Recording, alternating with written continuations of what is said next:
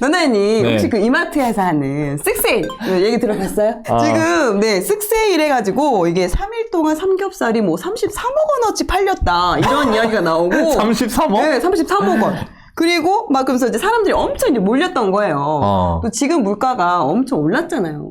그렇죠. 막 물가 미쳤다 막 이런 얘기 네. 나오고 고금리에 고물가에 안 오르는 거는 내 월급뿐. 맞아. 이러니까 아무래도 지금 통장이 돼가고 있는 이 상황에서 이런 고물가 고금리 시대에 우리 재테크 어떻게 해야 되는지 이 부분에 대해서 우리가 또 한번 짚어가는 시간을 갖도록 하겠습니다. 아, 그러고 보니까 그렇네. 옛날에 어지간한 할인 행사 한다고 하면 이 정도로 사람들 몰리고 그러진 않았던 것 같아. 그만큼 지금은 그 물가에 대한 그 느끼는 게 체감이 훨씬 크다는 거죠. 옛날에는 야 그거 뭐 그거 차 끌고 막 2시간씩 주차하면서 그걸 가. 그래 뭘 또 그냥 인터넷으로 시켜. 어차피 비슷하게 싼데 뭘 그래. 아니야. 그리고 그게 금액대가 세일이 어마어마하니까 어마어마해서 사람이 한번 몰리나 봐. 보자고요. 어느 정도 좋아요. 세일을 했길래 짜잔. 네, 쓱세일이라고요. 이마트에서 말 그대로 미친 가격에 팔았다고 합니다. 여기 보시면 지금 삼겹살이 40% 할인해가지고 1,548원. 지금 되게 보통 맛있게 생겼다. 마트에 가면은 지금 이 정도 가격해요. 2,800원, 2,900원 이 정도 하거든요. 근데 거의 뭐 40%, 50% 할인을 한 가격인 거죠. 여기다가 또 지금 계란을 보면 지금 60개, 보통 한 판에 30개잖아요. 30개에 저는 최근에 한 판에 거의 30개에 9,900원 저 가격에 샀거든요. 근데 60개, 두 판에 9,980원. 진짜 50% 할인을 해준 거죠. 이렇게 지금 어마어마하게 반값 세일을 하니 당연히 많은 사람들이 몰릴 수밖에 없죠. 근데 갑자기 왜 이마트에서 저렇게 쓱 세일을 대규모로 하는지. 우승했어. SSG 랜더스. 네, 랜더스. 제가 야구를 잘 몰라서. 네. 우승을 해가지고 이 정영진 부회장님이 부장님이요? 죄송합니다, 정영진 부회장님이 네. 한턱을 크게 쏜 거였어요. 그러면서 이렇게 쓱세일로 지금 행사를 3일 동안 진행이 됐는데 저 33억 원어치가 삼겹살로 치면은 230톤이랍니다. 그게 한 달 팔 거를 지금 3일 동안 저렇게 팔았다. 230톤이면 어느 정도냐면은 1톤 트럭, 여러분들 흔히 보는 1톤 길에서 1톤 트럭이 230대가 서 있다고 생각해보세요. 고기를 가득 싣고. 자, 용진이 형, 이때만을 기다렸어요. 네, 우승을 다 기다렸네요. 네. 그러게. 자, 현장 사진을 보니까 장난이 아니었어요. 자, 계산대 앞에 지금 1시간 줄을 섰다. 카트도 없어가지고 장바구니를 챙겨와야 된다. 100만 원 질렀어요. 이러한 일이 엄청나게 일어났고 그리고 중간에 워낙에 많은 손님들이 몰리다 보니까 어떤 지점은 중간에 휴업까지도 했습니다. 중간에 문을 닫았어요. 물건 동나서? 그렇죠. 사람들이 너무 몰리니까 안전사고 이런 게 날 수 있을까봐 중간에 문을 닫았다가 좀 시간 지나서 다시 또 영업을 개장을 한 거죠. 대박이다. 이 정도로 했던 거죠. 자, 여기다가 심지어 우유 가격까지 올랐어요. 요즘에 이러니까 사람들이 더 몰린 거지. 그러니까 100만 원씩 막 이렇게 사는 거예요. 왜냐면 미리 어차피 뭐 필수품 같은 거는 경우는 미리 사놔도 유통기한 기니까 계속 쓸 수가 있으니까. 네. 밀크플레이션. 밀크플레이션. 우유의 밀크 그리고 인플레이션 합쳐가지고 밀크플레이션인데 이게 왜 그러냐면 그 우유를 재료로 하는 빵이나 버터, 아이스크림 이런 것들도 당연히 가격이 연쇄적으로 오를 수밖에 없는 그런 상황이 된 거죠. 근데 진짜 제가 얼마 전에 라떼를 좀 즐겨 먹었는데 라떼 맛이 달라진 거예요. 어떤 커피집이 제가 가는 우리 동네에. 그러니까 우유값이 너무 오르니까 우유를 바꾸셨더라고요. 내 느낌이 오더라고요. 이래서 바꾸셨구나. 맛이 다르다. 약간 이런 느낌이 들더라고요. 실제적으로 우유값이 올랐어요. 17일부터 서울우유도 오르고 매일유업도 오르고 이미 우유 가격은 오른 상태입니다. 참. 고물가 시대, 아껴야 산다 이런 말이 나올 수밖에 없는 거죠. 그렇네. 지금 요 자료는 뭐냐면요. 2022년 3, 4분기 가계 동향조사 결과인데요. 통계청에서 발표를 하는 자료이고 매 분기마다 발표를 하는데 고물가의 구멍난 가계부 넷 중 하나는 적자 가구다. 저 지금 보니까 적자 가구 비율이요. 25%. 25%면 어떻게 되는 거죠? 네 가구 중에서 한 가구는 수입보다 지출이 큰, 그러니까 버는 것보다 나가는 게 훨씬 많은 마이너스 구조를 가지고 있는 가구가 4가구 중에 한 가구이다. 이것도 잠깐만. 늘어났어요. 그렇게 많단 말이에요. 4가구 중에 하나나 적자라고? 맞네. 분명 아낀다고 아끼는데 왜 이렇게 팍팍한 걸까 봤습니다. 일단은 정답은 당신의 월급이 있다. 월급.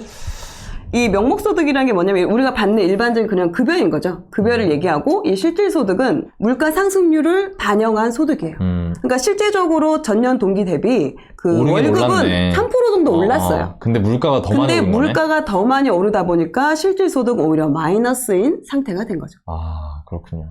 그러니까 월급이 물가 상승률을 따라잡지 못하고 있는 상황인 거예요. 아, 이게 보니까 그게 있네. 지금 빨간색 박스를 쳐놓으셨잖아요. 네. 근데 그 앞전을 보면은 실질소득도 꾸준히 올랐었거든요. 근데 지금 처음으로 실질소득이 마이너스가 되면서, 그러니까 물가 상승이 최근에 너무 급해지니까 급여가 오르는 것보다 이제 더 많이 그렇죠. 오르게 되고, 그러면서 실질소득이 줄어든 이제 첫 번째 지금 분기가 되는 거구나, 맞습니다. 지금이. 맞습니다. 네. 아니야. 쓰기도 많이 썼어. 여기서 이제 소득뿐만 아니라 지출에 대해서 좀 그 결과가 나오는데요. 여기 소비 보면은 음식, 숙박, 오락문화, 교통 이런 식으로 지금 외부 활동이 늘어나면서 아무래도 이제 코로나가 잠잠해지고 그리고 이제 그동안 나가지 못했던 그 한을 풀고 여러 가지 여행이나 이런 게 늘어나면서 소비가 급속도로 늘어난 부분이 있습니다. 아, 이 밑에 보니까 식료품이랑 비주류 음료, 이건 또 줄었네. 이 부분은 그러니까 집에서 해 먹는 게 줄어든 거야. 그러니까 집에서 안 해 먹고. 그거 되고 나서 그죠. 그전에는 집에서 많이 해 먹었어. 근데 이제는 외식하고 이제 여행 가서 먹고 이렇게 외부 활동을 하면서 금액이 이제 늘어난 거죠. 안에서 쓰는 게 준 거보다 밖에서 쓰는 게 더 많이 늘었구나. 그러니까. 거의 한 4배 늘었네. 전년 동분기 대비 거의 23%가 증가를 했습니다. 뭐 음식, 숙박 다 증가를 했어요. 그러니까 아무래도 이게 지금 뭐 코로나가 잠잠해진 것도 있지만 3분기면 어때요? 7, 8, 9월이잖아요. 네. 그럼 이게 이때 뭐 있죠? 휴가. 아, 그래서 숙박비가 늘은 거야? 여름 휴가까지 겹치다 보니까 코로나 잠잠해졌다. 아싸 또 뭐 휴가다. 그동안 못 쓴 거 좀 쓰자 하고 이렇게 소비가 늘어난 부분도 실질적으로 있었던 거예요.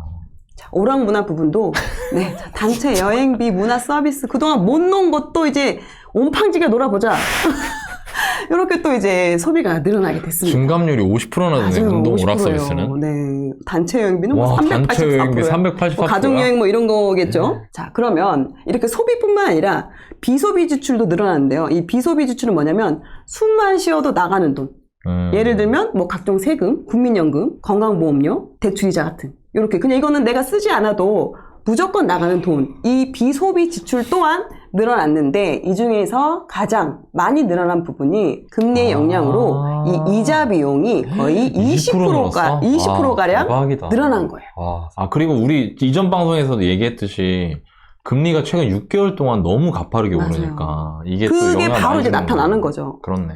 이렇게 이제 이자 비용이 늘어나고 안 그래도 물가가 올라서 소비도 늘어났는데 거기다 또 쓴 것도 많아. 또 이 금리 때문에 이자도 늘어났어. 이런 상황이 전체적으로 된 거예요. 자, 이런 고물가 시대, 고금리 시대 재테크 어떻게 해야 되냐. 그러니까 이렇게 또 이야기가 나옵니다. 자, 고물가에 구내 식당이 붐비고 있습니다. 그러니까 그전에는 동료들하고 이제 밖에서 사 먹다가 이제 너무 비싼 거야. 점심 먹기도 이렇게 밥 한 번 사기도 힘들고 그러다 보니 어때요? 구내식당이 있는 경우는 구내식당에서 이제 해결을 하려고 하는 거죠. 아무래도 구내식당이 좀 더 저렴해지니까. 이거 알아요? 탕비실 파먹기? 그 업무 효율을 높이기 위해서 간식거리 같은 거를 이제 많이 이제 놔두는데. 그죠. 저희 월급쟁이 부자들도 간식이 잘 구비가 돼 있거든요. 맞습니다. 네. 그러니까 이전에는 밖에서 외식을 하고 점심을 먹고 그리고 이제 뭐 스타벅스나 이런 데서 커피까지 마셨는데 이제는 그렇게 하지 않는다. 구내식당에서 밥 먹고 커피도 그냥 탕비실에 있는 거 최대한 돈을 아끼기 위해서 지금 이렇게 직장인들이 소비를 줄이고 있다. 지금 이런 상황이 됐습니다. 얼마 전까지만 해도 욜로 했는데 지금은 이렇게 되게 아끼고 있는 상황인 거죠. 자, 아무래도 이 방송을 보시는 분들은 10억 자산 벌고 싶어요. 어찌됐든 고물가든 고금리든 결과적으로 10억 자산 벌고 싶은데 어떻게 해야 되나요? 라고 궁금해 하실 것 같아요. 어떻게 재테크 전략 세워야 될까요? 사실 이게 고금리, 고물가 뭐 이런 시대에 따라서 재테크 하는 것도 중요한데 지금 보니까 지금 이 문제의 핵심은 뭐냐면 사람들이 지금 돈이 갑자기 똑같이 먹고 사는데도 돈을 너무 많이 써야 되는 상황이니까 지금 그래서 그런 거잖아요. 맞아요. 제가 여러분들한테 이거 얘기 들으면서 이거 재테크 지금 같은 시대에 재테크 어떻게 접근을 해야 되냐, 내가 지금 재테크 초보자인데 이런 분들한테 지금 해드릴 말이 지금 딱 하나 생각나는 게 있어요. 매달 모을 수 있는 금액을 정해놓고 고수해야 된다. 그러니까 제가 그 기준을 드릴게요. 여러분들한테 1년에 2천만 원, 매달 160에서 170만 원 정도는 반드시 모아야 된다. 이거 진짜 중요해요. 이거를 해야 여러분들이 실질적으로 뭔가 어떤 의미 있는 투자를 할 수가 있어요. 왜 2천만 원이냐면은 여러분 실제로 현실에서 투자를 했을 때 5배 정도 투자 수익을 낼 수 있는 경우들이 있거든요. 내가 실력을 잘 쌓으면. 그러면 2천만 원에 5배면 얼마예요? 1억? 그러니까 1억 정도. 이거 근데 투자 잘해야 돼요. 근데 그런 기회가 제가 보기에 오고 있어요. 왜? 부동산 주식 다 엄청 안 좋아지고 있으니까. 그럼 그 2천만 원으로 1억 정도를 만들면 그 초반 1억이 굉장히 의미가 큰 그 돈이거든요. 1억을 굴리기 시작했을 때부터 이제 쉽게 말해서 여러분들이 성큼성큼 갈 수 있는 거예요. 그래서 저는 여러분들이 투자를 할 수 있는 최소한의 종잣돈 1년에 2천만 원 정도는 모으셔야 된다. 그리고 그걸 하려면 매달 얼마? 160에서 170만 원 정도는 모으셔야 된다 이겁니다. 이거는 여러분들이 이런 생각 하실 수 있어요. 아 무슨 160, 170을 어떻게 모아? 맞아요. 근데 제가 여러분들한테 그럼에도 불구하고 이 말씀을 드리는 이유는 그 정도가 돼야 투자를 할 수 있다는 거예요. 의미 있는 투자를. 1억 정도를 만들 수 있는 투자를 할 수 있다. 그래서 160, 170 정도를 제가 여러분들한테 모으실 수 있게 좀 말씀을 드리면 제 경험을 소득 빼기 지출은 저축. 그럼 소득이 지금 막 늘어요?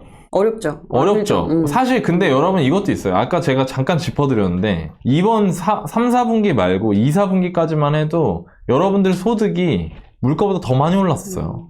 그러니까 이미 여러분들 지금 임금이 어느 정도 올랐어요. 뭐 물론 어떤 분들은 무슨 소리 하냐 난 안 올랐는데 하지만 지금 제가 말씀드리는 거는 통계에 잡히는 평균 수준에서 말씀드리는 겁니다. 자, 그럼 소득이 올랐기 때문에 여러분들 저축하려면 할 수 있거든요. 그럼 보세요. 소득에서 지출을 뺀 게 저축인데 저축을 160, 170 목표가 돼야 돼. 그거는 고금리 고물가 시대라도 반드시 고수해야 되는 재테크의 기본 원칙이다. 그리고 그 기준을 드리는 거예요. 자, 그럼 기준이 마련됐으니까 그걸 할 수 있는 팁이 뭘까? 제가 했던 거 말씀드릴게요. 네. 자, 지출이라는 건 두 개로 나눠집니다. 여기 소득이 있고 여기 지출이 있죠? 하나는 생활지출, 하나는 금융지출. 이렇게 나눠집니다. 자, 생활지출은 뭐냐면 그냥 내가 사는데 필요한 지출.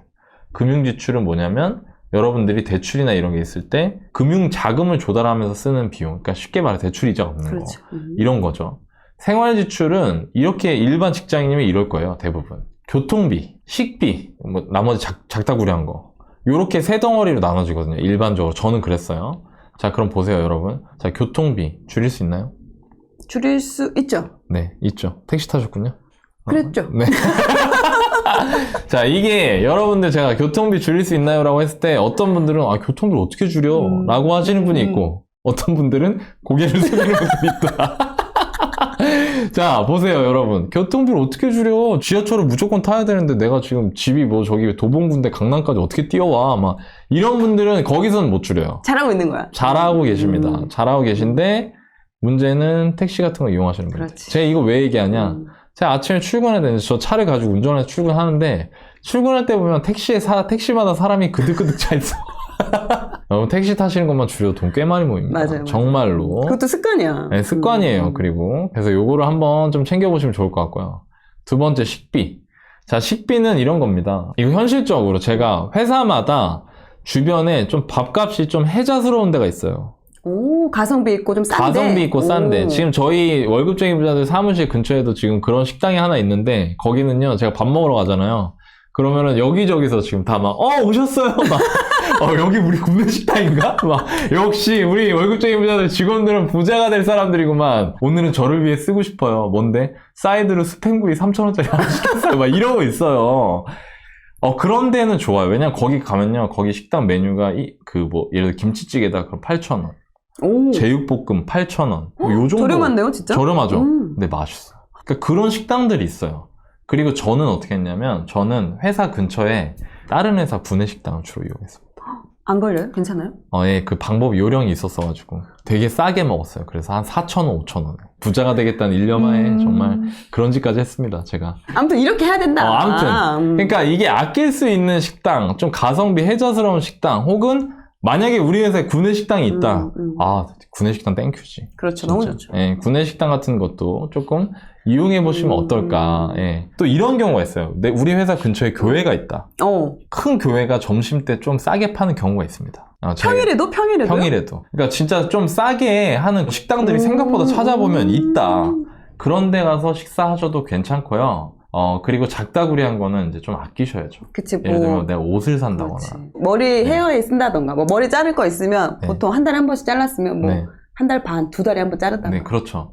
가끔 당근마켓 얘기하시는 분들이 있는데요. 예, 제가 하나 말씀드리고 싶은 게, 당근마켓 이용하시는 분들 중에 당근마켓으로 엄청 사들이는 사람 되게 많습니다.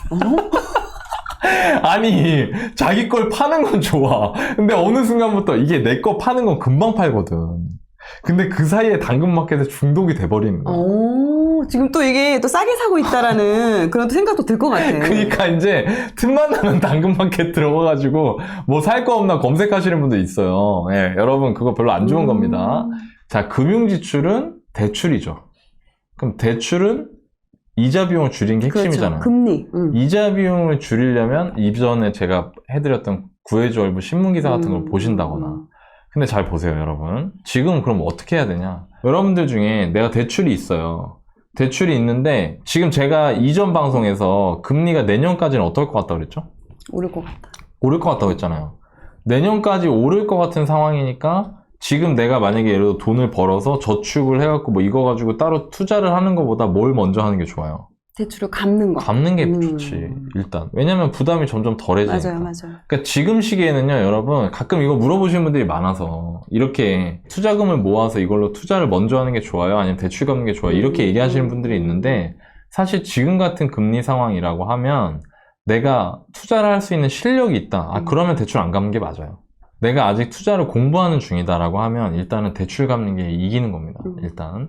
그리고 이런 경우도 있어요. 내가 대출금리가 예를 들어 신용대출금리 6% 정도 되는데 지금 현금이 3천만 원 정도 생겼어요.